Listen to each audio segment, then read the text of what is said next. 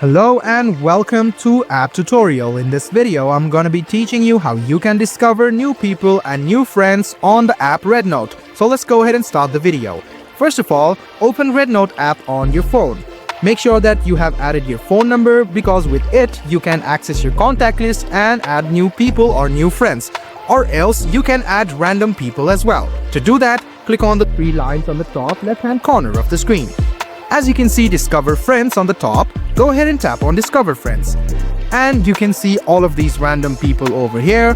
This is how easy it is to discover friends or new people. Just go ahead and follow the account which you want, and you can also see the contacts on the top. Go ahead and tap on Contacts. You can search for a friend under your contacts and send them a friend request and follow them as well.